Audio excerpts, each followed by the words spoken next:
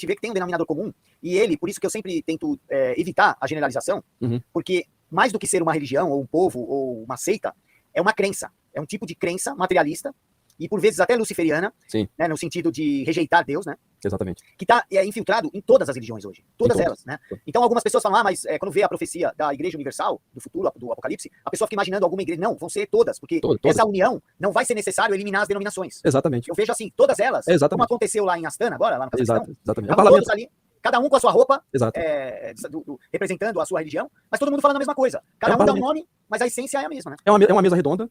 Qual é a essência da mesa redonda? Não tem hierarquia, né? Não tem ponta, não tem hierarquia, é tudo igual. É um parlamento, é uma ONU das religiões, isso daí. Né? Não, é simplesmente isso. Quer dizer, na realidade, isso é uma farsa demoníaca para fazer com que você assuma definitivamente a primeira ideia agnóstica, ou seja, de que é impossível você conhecer uma verdade. Se é impossível você conhecer uma verdade, é impossível você conhecer que Deus existe. Né? Porque se nós não somos capazes de conhecer a verdade das coisas, muito menos nós somos capazes de compreender um Deus que não é visível a nós. Então, no que se resume esse Deus, então? Esse Deus se resume a uma espécie de desejo religioso que eu tenho. É por isso que, para essa nova religião global, esse parlamento religioso, o importante é o âmbito cultural, é a unidade, a união cultural de todos os povos. E cada povo manifesta a sua crença de acordo com a sua cultura. Né? E isso é a essência da mentira. A essência da mentira é exatamente essa. Porque tudo que é mentiroso, ele vai se unir contra aquilo que é verdadeiro. A única coisa que a mentira concorda entre si é que a verdade não pode ser verdadeira. Né? No demais... a verdade é sempre uma só, né? Sempre uma só. 2 mais 2 é 4. Você só tem uma resposta certa e tem infinitas erradas, né? Exatamente. E essas infinitas erradas, elas vão concordar só numa coisa. 2 mais 2 não é 4. Então elas vão combater a verdade sempre. Então essa ideia de parlamento de religião, né, ele só tem como objetivo combater a verdadeira religião, até o ponto de eliminar ela da face da Terra. É impossível. Tem uma coisa que é impossível conciliar. São crenças assim. O Islã acredita que Jesus vai voltar como um profeta. Era um profeta importante, um homem bom, mas um profeta. O judaísmo já acredita até que era um rebelde, né, revolucionário. E nós acreditamos que é filho de Deus. Como conciliar essas três coisas? Se uma delas estiver certa, as outras estão obrigatoriamente erradas. Né? Então, por isso que eles têm que eliminar o transcendente. Tem que eliminar, e principalmente, acho que eliminar Jesus Cristo dessa equação aí, né? E como é que eles fazem isso, né? Fazendo com que a gente se apegue a esse mundo aqui, a tal ponto que a gente não queira sair dele. Então eles vão promover todo tipo de vício, todo tipo de pecado, fazendo com que a gente não tenha mais a noção do que é pecado, do que é pecaminoso. Né? Porque tudo é feito para o próprio homem. Isso é Concílio Vaticano II. Concílio Vaticano II é isso. Concílio Vaticano II estabelece, Deus cria o homem e se vê superado pela sua criação. A tal ponto que Deus pode deixar de existir porque o homem vai permanecer. É como um pintor que pintou um quadro, sua obra-prima, e ele vai morrer e o quadro permanece aí ao longo dos séculos. Essa é a visão que eles têm. Então, assim, o homem não precisa mais de Deus. Deus se completou no homem. Então, o homem é o suprassumo, né? O suprassumo de tudo. Maldito o homem que confia no homem, diz a Sagrada Escritura.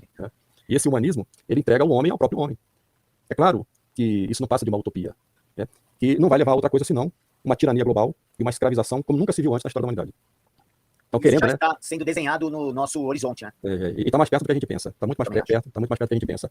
Até porque uma das condições para que essa religião, esse parlamento, essa fraternidade universal se estabeleça na Terra, é que isso seja feito sob a aceitação voluntária das pessoas. É necessário que as pessoas queiram isso. Então, primeiro se estabelece o caos absoluto, que ninguém consegue viver bem no caos. Então, por isso que eles dizem, é necessário as trevas para que venha a luz.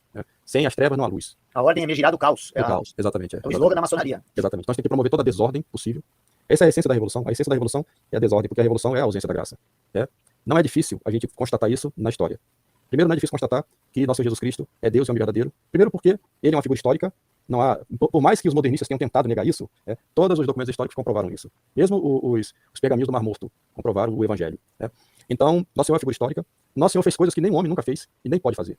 Multiplicar pão não é como diz o Papa Francisco, que foi simbólico, é uma divisão. Mas olha que divisão foi essa, né? Pegou lá não sei quantos pães lá e alimentou não sei quantas milhares de pessoas. Não, ele criou matéria do nada, só Deus pode fazer isso. Então é uma demonstração da sua divindade. E todos os povos, mesmo os pagãos, que tinham perdido a sua revelação originária de Adão, e tinham abraçado a falsa tradição, mesmo eles conservavam ainda alguma coisa da revelação original. Então você vai ver diversos povos falando que Deus se encarnaria a partir de uma virgem e tal. Tudo isso vai se concretizar com a vinda de nosso Jesus Cristo. Então, nosso Jesus Cristo é uma realidade histórica que já estava prefigurada no tempo histórico que o precedeu e que se consuma com ele. E a maior prova da divindade de nosso Senhor que eles não querem aceitar é a sua própria igreja. Porque Deus tinha dito que este reino que se estabeleceria sobre a Terra iria ter uma influência global, mundial. E é o que se configura com a Igreja Católica. E a maior prova de que é uma instituição divina foi que não começou a partir de grandes generais, grandes imperadores, como Alexandre o Grande, como Otávio Augusto. Começou com pescadores. Foram 12 pescadores. Esses 12 pescadores conquistaram o Império Romano. E conquistaram o mundo todo. Então é só uma obra de Deus que seria capaz de fazer isso. E outra grande prova disso tudo que nós estamos falando aqui é essa perseguição que a Igreja sofre. Porque a Igreja ela é a continuação da vida de nosso Jesus Cristo. Nosso Jesus Cristo foi perseguido desde o princípio. Ele foi perseguido no ventre. Ele foi perseguido bebê. Ele foi perseguido pelos seus, assim também a igreja vai ser perseguida até o fim dos tempos, mesmo quando ela já parece destruída, como hoje, mas ela permanece lutando. Então, Tudo isso que nós estamos falando aqui, Alexandre, é simplesmente para que as pessoas compreendam de que lado que elas têm que ficar. Né? Ou elas vão ficar do lado de Cristo, ou elas vão trair Cristo. É simples assim. Agora, como diz lá o Monsieur Lefebvre no livro do Liberalismo e Apostasia, quem não estudar, e quem não estudar muito, mais cedo ou mais tarde vai trair nosso Senhor Jesus Cristo. Porque vai começando a assimilar essa ideia humanista da Declaração dos Direitos do Homem e do Cidadão. Porque isso parece ser uma coisa boa, né?